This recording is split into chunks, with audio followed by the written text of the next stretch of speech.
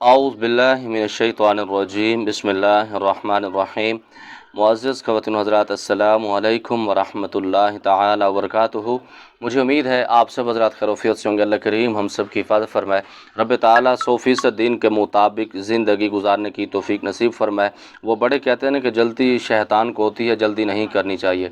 इससे पहले जो मैं वीडियो अभी शूट कर रहा था तो बहुत सारे उसके अंदर मामलात हुए, कालें इस पे भी आ रही थी, दोनों नंबरों पे कालें आ रही थी, तो फिर मजबूरन वो वीडियो जब कॉल आती है तो वीडियो कट हो जाती है, तो सारे मामलात इसके अंदर उलझ जाते हैं। अल्लाह खैर सब की हिफाज़त फरमाए। मुअज़्ज़ज़ ख़वातीन हज़रात, जो इस वीडियो के अंदर हमने आज बात करनी है वो ये है कि जादू जिन्नात वाला मरीज़ इलाज करवाने से इनकार क्यों करता है। इसके ऊपर बात करेंगे। एक भाई का कमेंट्स आया है अजीब गरीब के नाम से। वो कहते हैं सऊदी अरब की एक अर्बन मरीज़ थी, उसके सामने मेरा नाम लिया, उसने दम करवाने से इनकार कर दिया, जबकि मैं पाकिस्तान हूँ और वो सऊदी अरब में है और वो मुझे जानती भी नहीं है। क्या सीन है जनाब। तो इंशाअल्लाह ताला आज इस वीडियो में बताऊंगा। इसके अंदर 3 या 4 चीज़ें आपके सामने रखूंगा, कोशिश करूंगा मुख्तसर, थोड़ा सा जल्दी भी बोल रहा हूँ, आप इसको बर्दाश्त कीजिएगा क्योंकि टाइम मासरा निश्ते, इस वजह से ये सारे मामलात हो जाते हैं। बहरहाल अल्लाह आपको कबूल करे, अल्लाह आपकी मोहब्बत को कबूल फरमाए। बहुत ज़्यादा शुक्रगुजार हूँ मेरे भाई। इसके अंदर एक तो आमिल की काबिलियत इतनी होती है कि वो 7 समंदर पार भी मरीज़ उसका नाम सुनता है। मरीज़ के अंदर जो चीज़ें होती हैं वो नाम सुनती हैं, उसकी कांपें टांग जाती हैं, उसको लग पता जाता है किससे वास्ता पड़ने वाला है, कौन हमारे पास आने वाला है, किसने हमारी ठुकाई करनी है और किसने हमें यहाँ से भगाना है। पहली बात तो ये है। इस वजह से भी अगर इस वजह से वो मामलात हुए हैं तो मैं दुआ गो हूँ पाक परवरदिगार से, अल्लाह रब्बुल इज़्ज़त इसी तरह आपका मकाम, इसका आपका नाम बहुत ऊंचा करे।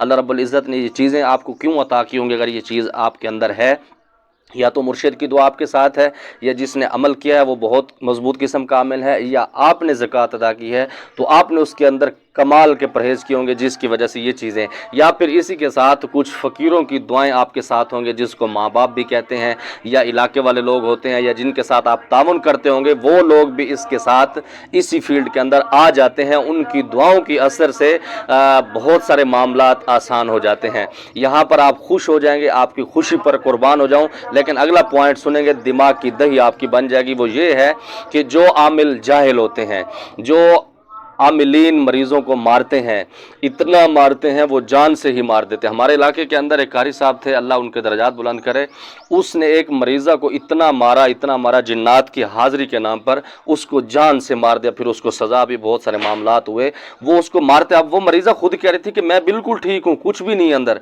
अच्छा, इसमें यह भी होता है कि जो बच्चियाँ हमारी एक्टिंग कर रही होती हैं, जब उनको 1-2 थप्पड़ लगाए जाते हैं या डराया जाता है ना, तो वो वैसे ठीक हो जाती हैं। अब जब वैसे ठीक हो जाती हैं तो आमिल उससे इंतकाम ले रहा होता है कि इसने मेरे सामने क्यों किया, मेरा ये क्या हुआ, मकाम हुआ।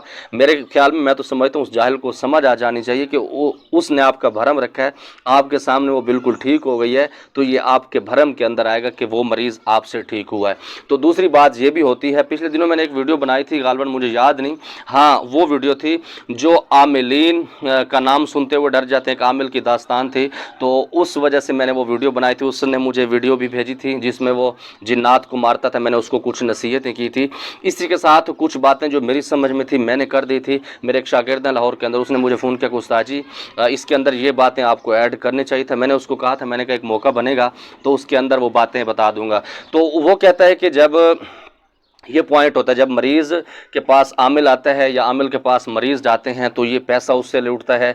जब पैसा लूट के थक जाता है, मरीज़ उससे ठीक नहीं होता, तो ये उसके ऊपर एक इल्ज़ाम लगाता है कि इसने एक्टिंग की हुई है, इसको खुद संभालो, इसकी तबाही फेर दो। अच्छा, उसके कहने के बाद उसके घर के अंदर नफ़रतें, अदावतें, नचाकें ये शुरू हो जाती हैं। क्योंकि अब मिसाल के तौर पर कोई भी कुंवारी बच्ची है या शादीशुदा बहू है या कोई भी ऐसे मामलात हैं, अगर उससे इलाज नहीं हुआ, उसके ऊपर इसने इल्ज़ाम लगा दिया, अब ये सारे घर वाले ज़हनी तौर पर उसके दुश्मन हो जाते हैं, जानी तौर पर दुश्मन हो जाते हैं कि इसने हमें जलील किया हुआ है और ये एक्टिंग कर रही है, ये किसी के चक्कर में ये सारे मामलात कर रहे हैं। बहुत सारे सवालात उनके अंदर, बहुत सारा इंतकाम भी इसके अंदर लिया जाता है जिसकी बद्दुआएं आमिल को लगती हैं। और इसी तरह जो आमिलीन मारते हैं, वो मरीज़ जब ठीक होता है तो उसको ज़ख्म वगैरह हो जाते हैं बाज़-औक़ात, या उसको तकलीफ़ होती है। अब मैंने कुछ दिन पहले एक मरीज़ा का इलाज किया था, तो वो जब ठीक हो गया, हालांकि मैंने उसको खुद नहीं उस पर हाथ उठाया, मैंने अपने जिन्नात से उसकी ठुकाई कराई थी, और वो ऐसी ठुकाई थी पढ़ाई के ذریعے، تو وہ مجھے خود کہتی تھی کہ بھائی جان، مجھے بھائی جان بلاتی تھی، اور یہ بھی اللہ نے اعزاز دیا کہ اکثر میرے مریض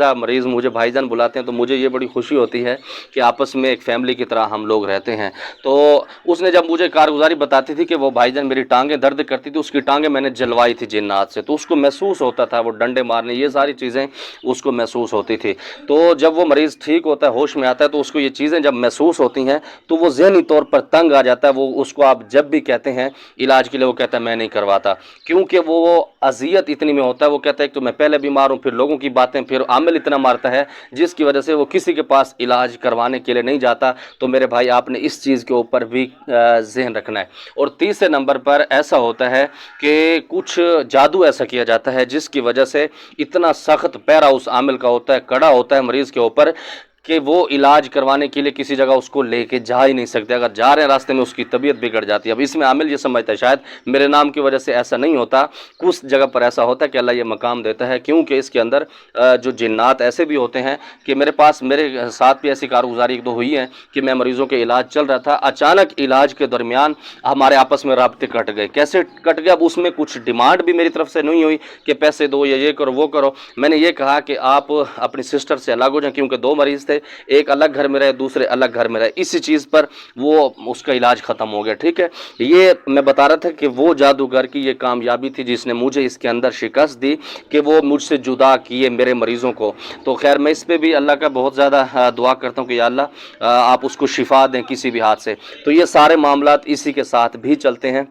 جب جادو سخت ہوتا ہے تب وہ مریض کو کہیں پر لے کے جا نہیں سکتے، اور اسی طرح وہ مریض کسی جگہ پر جانے کو تیار نہیں ہوتا، اس کا ذہنی طور پر اس کا ذہن باندھ دیا جاتا ہے، اس کے جسم کو جکڑ دیا جاتا ہے، جس کی وجہ سے وہ علاج کرانے کے لیے تیار نہیں ہوتا۔ یہ 3 پوائنٹ میں نے آپ کو بتائے ہیں، پہلا بتایا، دوسرا بتایا، تیسرا بتایا۔ امید ہے میرے بھائی آپ کو سمجھ آ گئی ہوگی۔ اللہ رب العزت نے یہ چیزیں عطا کی ہیں تو شکر ادا کریں، اس کے اوپر استقامت میں رہیں اور لوگوں کی خدمت اور دعائیں لیتے رہیں، ورنہ 2 چیزیں میں نے آپ کو جو دوسری بتائی ہیں یہ بھی ہو سکتا ہے مریض کے ساتھ۔ اللہ ہم سب کی حفاظت فرمائے۔ امید ہے آپ کو جواب مل گیا ہوگا۔ بس زمادہ پارا خاص دعاؤں کا اللہ پامان۔ السلام علیکم۔